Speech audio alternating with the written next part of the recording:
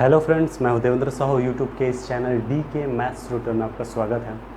आज हम complex integration से रिलेटेड जितने भी रिजल्ट्स हैं उन पर हम डिस्कस करने वाले हैं। अगर आपने अभी तक चैनल को सब्सक्राइब नहीं किए हैं तो प्लीज़ सब्सक्राइब कर लीजिए, बेल आइकन को प्रेस कर लीजिए और वीडियो को शुरू से आखिर तक ज़रूर देखिए और ऑब्ज़र्व कीजिए कि किस तरह से रिज़ल्ट निकला हुआ है। तो आज हम रिज़ल्ट्स पे ज़्यादातर हम बात करेंगे और लास्ट में हम सिंपली कनेक्टेड पर भी बात करेंगे। तो पहले देखिए, एक छोटा सा रिज़ल्ट है, real part of integration integral along curve gamma f of z into d Z. Gamma कोई भी हो सकता है, कर्व क्लोज्ड कर्व भी हो सकता है, ओपन में भी हो सकता है, not equal to integration gamma real part of f of z into d z. मतलब ये है कि ये दोनों जो है इन जनरल इक्वल नहीं होता, मतलब इन जनरल दोनों इक्वल नहीं होता है।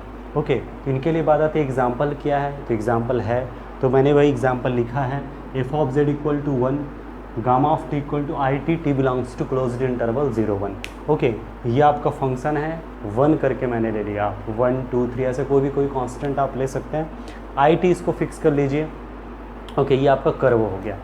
अब देखिए, integration gamma f of z d Z, आपको फार्मूला पता है कॉम्प्लेक्स इंटीग्रेशन का। इससे पहले वाले वीडियो लेक्चर को आप जरूर देख लीजिए, उसमें मैंने पूरे इंटीग्रेशन के कॉन्सेप्ट्स को बताया था। तो देखिए, फार्मूला होता है integration gamma f of z d z equal to integration gamma f of gamma of t into gamma dash of t into d t equals to integration. अब गामा जो है, इनकी इनपुट को ये देखना है आपको, 0-1 है तो 0 से 1 तक जाएगा, 0 to 1। F of gamma of T, F of Z 1 है तो F of gamma of T क्या होगा, गामा ऑफ टी। तो गामा ऑफ टी कितना है, ठीक है, फार्मूला के अकॉर्डिंगली आपको देखना है। जब एफ ऑफ जेड 1 है तो F of gamma of T भी क्या आएगा, 1 आएगा। क्लियर ना, कांस्टेंट है 1, तो यहाँ जेड के जगह गामा ऑफ टी रहेगी तो भी 1 ही तो आएगा। Gamma dash of t, gamma of T I T है तो गामा डेज ऑफ टी ये हो जाएगा आई, तो 1 डॉट आई। अब वो आई तो कांस्टेंट है, 1 का इंटीग्रेशन हो जाएगा टी, तो इंटीग्रेशन लिमिट आ गया 0 to 1, तो 1 माइनस 0 आई। अब आई को मैं क्या लिख सकता हूँ, 0 प्लस आई इंटू 1 करके। रियल पार्ट क्या है इनका, 0 है, तो real part of integration gamma f of z is equal to 0। इसी तरीके से integration gamma real part of f of z into d z को आप निकालिए, तो यहाँ पर आएगा integration gamma real part of f z है डी जेड, ठीक है ना। Real part f of z अगर 1 है तो इनका रियल पार्ट इमेजिनरी पार्ट दोनों, ये रियल पार्ट 1 हुआ, इमेजिनरी पार्ट 0, हमें रियल पार्ट से मतलब है, तो ये हो जाएगा 1, ठीक। और इसको हम क्या लिख सकते हैं, according to this formula f of z f of gamma of t gamma dash of t into d t होता है। इनके जगह में 1 हुआ है, ठीक है, तो इनके जगह में 1 हुआ है, इनके जगह में ठीक आई होगा, तो ये हो गया आई, और आई का इंटीग्रेशन क्या हो गया, आई। क्लियर हो रहा है। तो आप देख पा रहे हैं कि इंटीग्रेशन की जो रियल पार्ट है वो तो 0 है, लेकिन integration real part of f of Z की इंटीग्रेशन क्या है, वो आई है। क्या ये दोनों इक्वल है, नहीं है। इसका मतलब ये हुआ कि इनका रियल पार्ट की इंटीग्रेशन इन जनरल इक्वल नहीं होता है। क्लियर हो गया, ठीक है। और हम नेक्स्ट रिजल्ट देखते हैं। Results, integration gamma mod of f of z into d z equal to integration gamma mod of f of gamma of t into gamma dash of t into d T.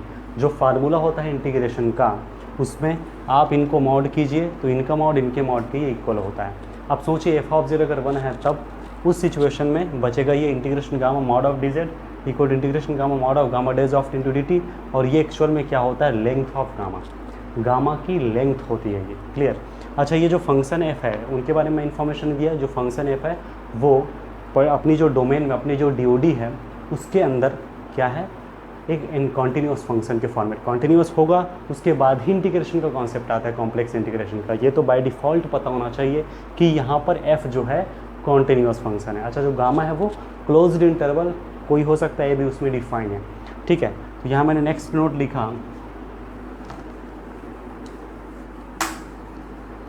तो ये देखिए late gamma, यहाँ पर भी function को मैं continuous ही लिया हूँ अपनी डीओडी के अंदर। वो जो डीओडी है हो सकता है ओपन और कनेक्टेड दोनों हो, तो उसको डोमेन कहते हैं आप। तो इंपॉर्टेंट इस बात का है कि जो भी फंक्शन यहाँ लिए हो आप वो कॉन्टीन्यूस है। अच्छा, जो गामा आपने जो लिया है, गामा क्लोज्ड इंटरवल टू सी, वो एक स्मूथ कर्व है। स्मूथ कर्व का मतलब भी आपको पता है कि ये जो गामा की जो रियल और इमेजिनरी पार्ट है वो कॉन्टीन्यूस डेरिवेटिव रखेगा, ये होता है स्मूथ कर्व का कंडीशन, ठीक है। तो यहाँ पर मैंने फार्मूला लिखा integration gamma f of z is equal to minus integration minus gamma f of z. मतलब अगर गामा के अलावा इंटीग्रेशन आप करते हो तो माइनस गामा के अलॉन्ग इंटीग्रेशन में अगर माइनस का मल्टीप्लाई कर दिया जाए, मतलब रिवर्सल इस गामा के रिवर्सल के अलॉन्ग इंटीग्रल आप जब करेंगे उनका माइनस के इक्वल ये होगा। क्लियर हो रहा है? तो जब आप इंटीग्रेशन करते हो किसी कर्व के अलॉन्ग, तो उस कर्व के रिवर्सल कर्व के अलॉन्ग जब इंटीग्रेशन करते हैं तो उसके निगेटिव के ये इक्वल होता है। ये शो हो रहा है minus gamma, minus gamma denotes the reversal of gamma. Okay, अच्छा, अगर यहाँ पर ये जो गामा 1 है ये भी AB टू C में ही डिफाइंड है और गामा 2 भी AB टू C में ही डिफाइंड है। इसमें इंपॉर्टेंट इस बात का है कि गामा 1 ऑफ ये जो B है ये गामा 2 ऑफ A, तो ये जो है क्या है, इक्वल है। Gamma 1 of B equals to gamma 2 of A। अब दोनों का जब सम करेंगे गामा 1 प्लस गामा 2, ये हो गया गामा, ठीक, गामा 1 प्लस गामा 2, ये A टू B में फिर से डिफाइन हो जाएगा। क्लियर?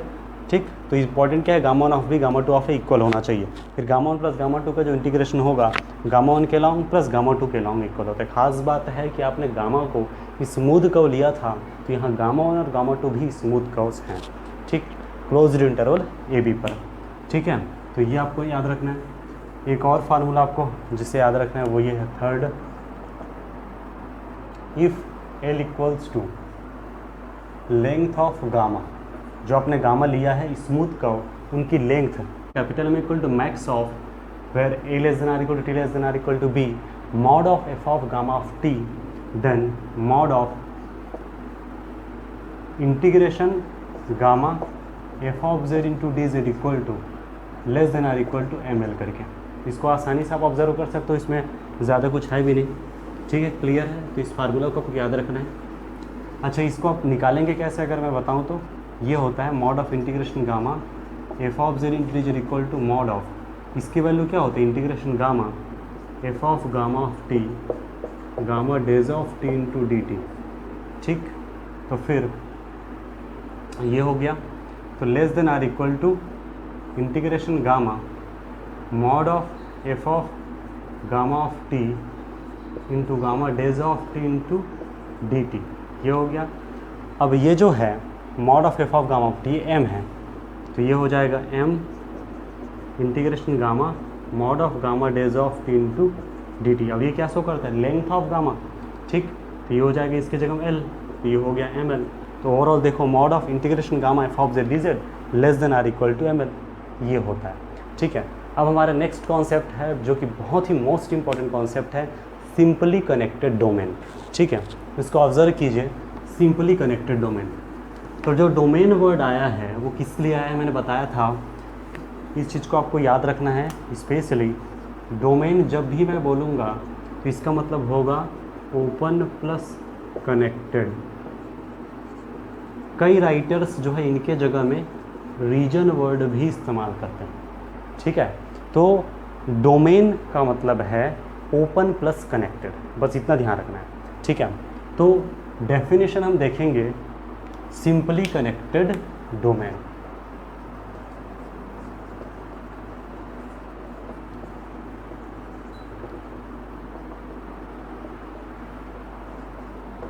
तो देखिए, है ना, सबसे पहले हमने फंक्शन मान लिया let D contained in C be a domain.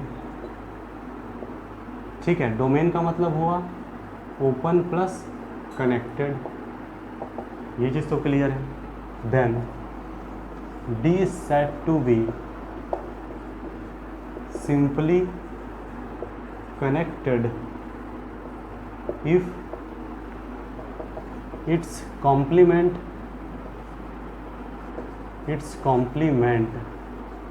in extended complex plane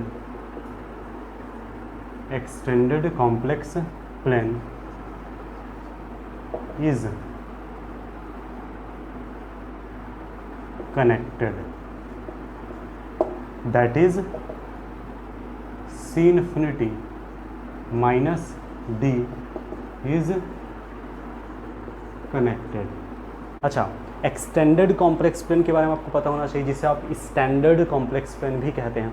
जो कॉम्प्लेक्स प्लेन होता है उसमें अगर इन्फिनिटी को भी as a quantity, as a number उनको अगर इंक्लूड किया जाए तो फिर उनको हम बोलते हैं extended complex plane like this, C infinity और सी स्टार के रूप में हम उसे है ना डिनोट करते हैं। इसका मतलब है सी यूनियन सिंगलटन इन्फिनिटी। यहाँ कोई मीनिंग मतलब इंपॉर्टेंट ये है कि कॉम्प्लेक्स प्लेन तो लेना ही है और ओवरऑल कंप्लीट इन्फिनिटी को भी हम कवर कर रहे हैं, ये हम मान के चलते हैं।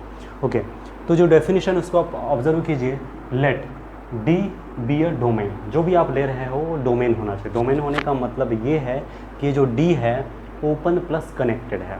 इंटरेस्टिंग ये है कि D is said to be simply connected if its complement in extended complex plane is connected, that is C infinity accepting D is connected। तो क्या हो रहा है कि ये जो D है ना, डोमेन के रूप में आपने लिया, इस डोमेन को आप सिंपली कनेक्टेड बोलोगे, सिंपली कनेक्टेड डोमेन बोलोगे, शर्त ये है कि इनका जो कॉम्प्लीमेंट है पूरे एक्सटेंडेड कॉम्प्लेक्स प्लेन में इनका जो कॉम्प्लीमेंट होगा वो क्या होना चाहिए, कनेक्टेड होना चाहिए।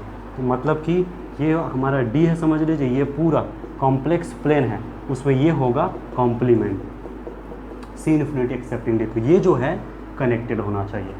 कनेक्टेड होने का मतलब है कि डिसकनेक्टेड नहीं है, मतलब कि दो सेपरेटेड सेट्स के यूनियन में है ना आप नहीं लिख पाओगे, तब उसे बोलते हो नॉट डिसकनेक्टेड। ये इंटरेस्टिंग है, आप एग्जाम्पल के थ्रू इसे ऑब्जर्व कीजिए तो ज़्यादा क्लियर होगा। देखिए मैं बैक टू बैक एग्जाम्पल ले रहा हूँ।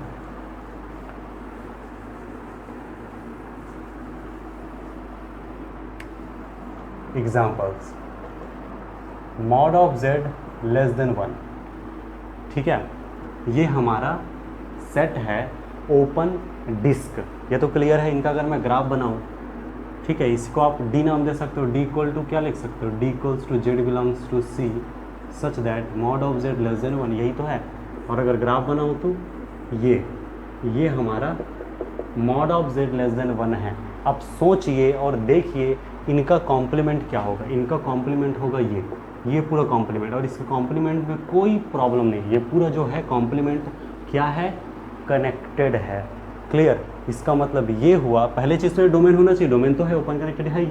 अब इनका जो कॉम्प्लीमेंट है ओवरऑल कनेक्टेड है, इसका मतलब ये हुआ सिंपली कनेक्टेड, है ना, इज सिंपली कनेक्टेड।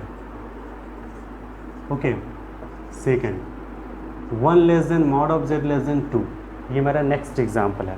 अब सोचिए इसका ग्राफ कैसे बनेगा। ये एक एन्यूलस रीजन है। एन्यूलस रीजन का मतलब जानते हैं, ring shaped region. Ring shaped region मतलब ये हुआ, पहले mod of z equal to 1 बनाइए तो ये, और फिर mod of z equal to 2 बनाइए ये, ठीक है। अब mod of z equal to 1 से बड़ा मतलब इससे बड़ा, और 2 से छोटा मतलब इससे छोटा, मतलब ये बीच का हिस्सा। और देख के क्लियर हो रहा है कि ये इसको और इसको कवर नहीं कर रहा, मतलब जितने भी पॉइंट है, each of its point is interior point and so it is open है, और ये अपने आप में कनेक्टेड है, इसमें कोई दिक्कत नहीं है ना। ये जो है अपने आप में कनेक्टेड भी है, open plus connected, that is it is domain. So domain तो है ये। अब ये देखना है कि इनका कॉम्प्लीमेंट क्या कनेक्टेड है, ये इंपॉर्टेंट है सिंपली कनेक्टेड होने के लिए। तो अब देखिए इनका कॉम्प्लीमेंट क्या होगा, इनका जो कॉम्प्लीमेंट होगा, अंदर वाला हिस्सा बाहर वाला हिस्सा दोनों मिलाकर इसका कॉम्प्लीमेंट होगा।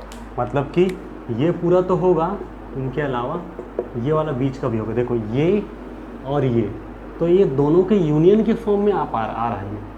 तो ये तो ये और ये बाहर दोनों के यूनियन के फॉर्म में आ रहा है, ठीक है ना।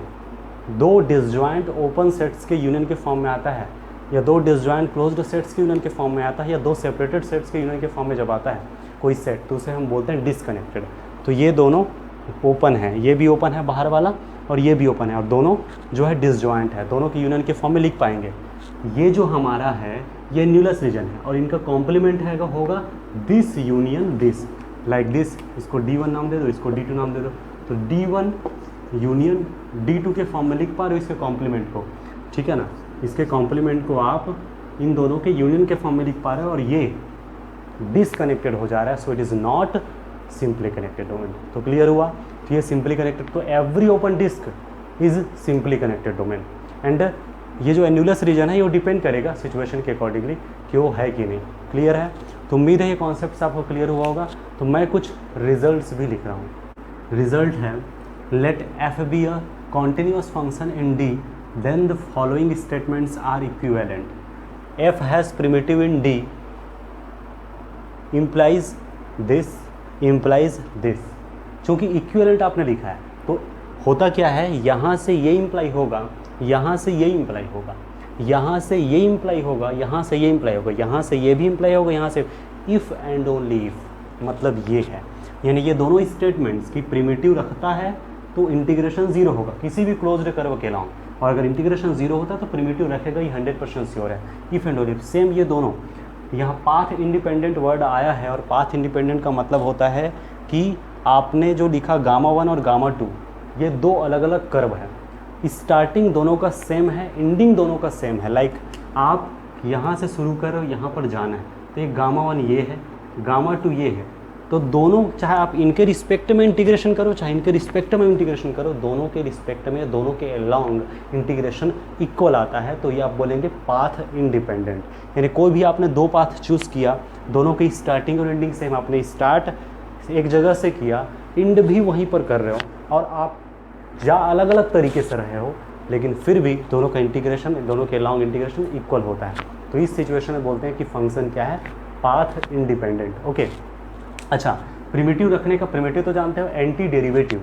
एंटी डेरिवेटिव लाइक मैं एक सिंपल से एग्जांपल ले रहा हूँ, जैसे कि f of z equal to z है। ओके, ये जो फंक्शन है f of z equal to 1, अब इनका अगर डिफरेंशिएशन किया जाए तो ये होता है 1। ओके, अब 1 का एंटी डेरिवेटिव, यानी एक तरह से इंटीग्रेशन वाला पोर्शन की मैं बात कर रहा हूँ, z का डिफरेंशिएशन 1 है, और 1 का जस्ट अपोजिट पोर्शन यानी कि 1 का एंटी डेरिवेशन z है, और उस एंटी डेरिवेटिव को ही आप प्रिमिटिव बोलते हो। क्लियर? यानी 1 हैज़ प्रिमिटिव z, ऐसा कह सकते हो। तो z आप सिंपल किसी भी फंक्शन का जो डिफरेंशिएटिव होके जो वैल्यू मिला रहेगा, उस वैल्यू के करस्पॉन्डिंगली दिए गए वैल्यू को बोलते हो एंटी डेरिवेटिव। लाइक z का डेरिवेटिव 1, सो 1 का एंटी डेरिवेटिव z। इसी तरह से z स्क्वायर का डेरिवेटिव 2z, 2z का anti derivative z square. Okay, इस तरीके से है ना, जैसे कि और sine z cos z, sine z का derivative cos z, cos z का एंटी डेरिवेटिव साइन z, ये होता है वही चीज़ है ना। तो ये हो गया। और इंटीग्रेशन जीरो कोई भी क्लोज्ड कर्व के अलाउंग, तो इंपॉर्टेंट इसी बात का है कि अगर फंक्शन प्रिमिटिव रखता है तो if and only if integral along any closed curve zero, if and only if f z is path independent. तो ये हो गया कंप्लीट। तो उम्मीद है आज का लेक्चर आपको क्लियर हुआ होगा, समझ आया होगा। आप किसी भी तरह से आपको डाउट हो तो आप कमेंट कर सकते हैं। अगर वीडियो पसंद आए तो लाइक कीजिए, कमेंट कीजिए, अपने दोस्तों के साथ शेयर जरूर कीजिए, और अभी तक आपने चैनल को सब्सक्राइब नहीं किया तो सब्सक्राइब कर लीजिए। तो आज के लिए इतना ही। Thank you so much.